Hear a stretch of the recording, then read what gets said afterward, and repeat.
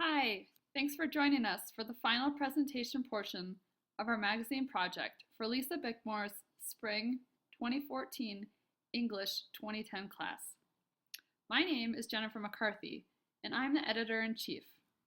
Anna McDonald is our visual editor, and Q Lee is our research manager. If you click Meet the Editors, you can find out more about each of us. The title of our magazine is Civil. The word civil is an acronym for Celebrating Individual Voices in Literature. We found the word civil to be a good fit for an online magazine, with articles and multimodal pieces addressing social justice issues. The reason being, the definition of civil as an adjective is of or relating to ordinary citizens and their concerns. We are ordinary citizens, and we are here to express our concerns on one social justice issue each. As you will find out later, under the issues, we each discuss a different topic. Under Editor's Note, as I've scrolled down before, you can read more about our magazine and our individual research and how we collectively came together to become civil. First up, let's start with abortion. This is Anna McDonald's issue.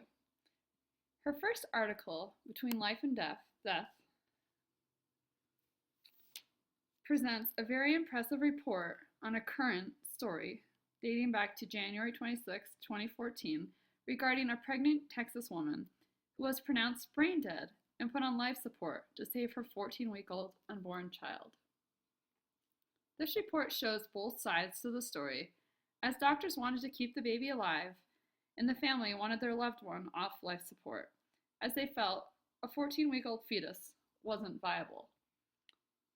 A legal battle ensued, with the outcome of the woman being taken off of life support on January 26th of 2014. The unborn child was 22 weeks old.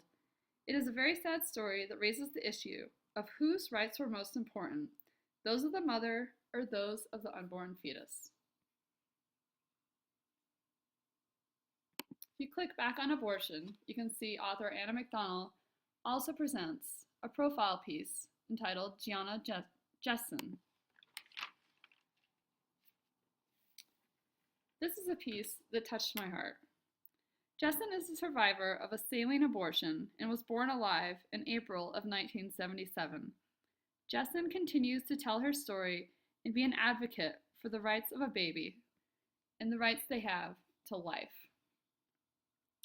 The videos Anna included in this profile piece give the viewer an inside perspective on the story of this strong woman.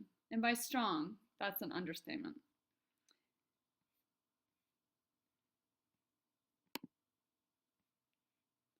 Anna's third piece is a bit strip cartoon called Whatever Dude. It takes viewers back to the 2008 presidential debate and how presidential candidate Obama was pro-choice. Anna shows her personal opinion in this argumentative piece.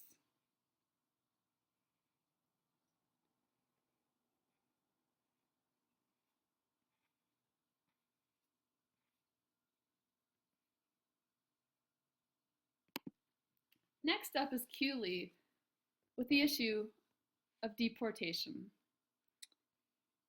His first paper, Families Torn by a Dream, is a report that investigates the negative consequences of deportation and the subsequent splitting of families.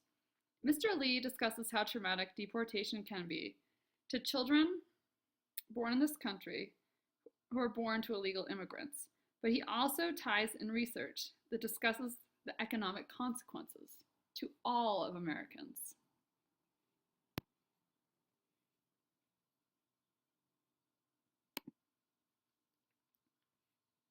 Q Lee's second paper is titled When I First Came to America. This paper is in the flash memoir style. It gives an inside look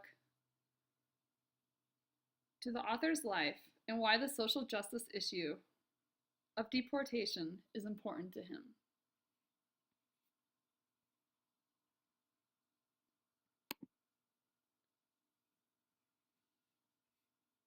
Mr. Lee's third piece is The Story of Ramos, which is a translation of a profile on a woman with the last name of Ramos. Ramos was a single mother living in the United States for 21 years as an undocumented worker before being deported. And this cartoon displays what happened to her child. Ultimately, the child is left alone as the mother is taken away. The third issue is air pollution in Utah. And this is my own personal work. My first article is a report called The Sun Sets on Utah's Clean Air Laws. It gives the reader an in-depth look at what bills were proposed, where they died, or which ones ultimately received the governor's signature. And I made a graph here with the 15 bills that were brought to a vote in the House and the Senate. And you can see by the green ones are the 7 ones that got the governor's signature and passed. I tried to keep the tone neutral as it is a report. But what I found was although critics argue that not enough progress was made to clean Utah's air, there is progress, and this issue is being received in the House, but maybe not as much so in the Senate. We'll have to wait to see what happens in 2015.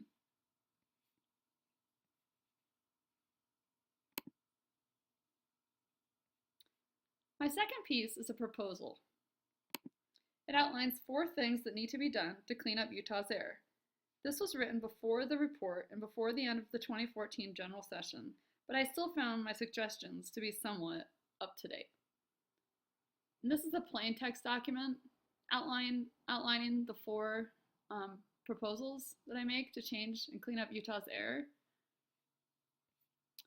I found that some people are more visual.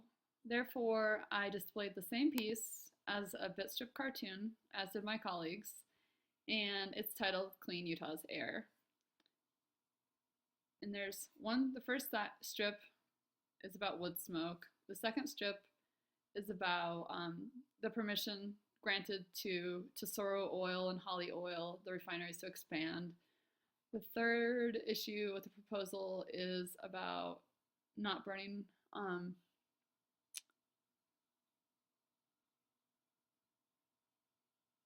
about the EPA standards and not burning wood, even if it's a green air day, because any pollution is bad.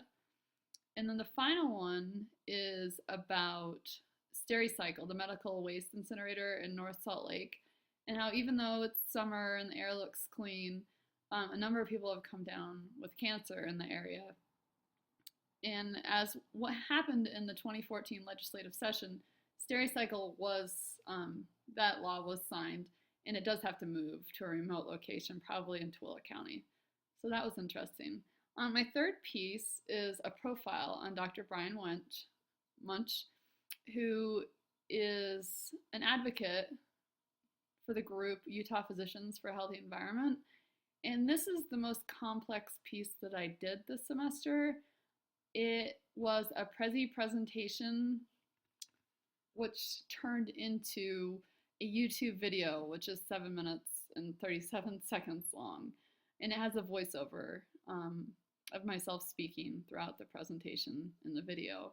And I highly recommend that you take the time to watch it. Those are our issues. And the final part of our website is citations. As you can see, we have met the minimum requirements for sources for all of our articles and all of our work, and it's all listed alphabetically in MLA format. The blue are hyperlinks, so if you'd like to find out more about an individual article that you can see, like Dr. Brian Munch, here you can click and watch him in the Clean Air Rally. I found the hyperlinks were important to include, just in case there is somebody who's looking for more information on our subjects or on our social justice issues. I think that will be it.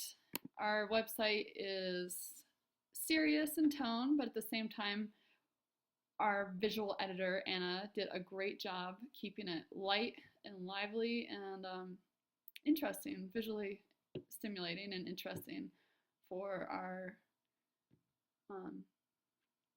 for everyone to enjoy. So thank you.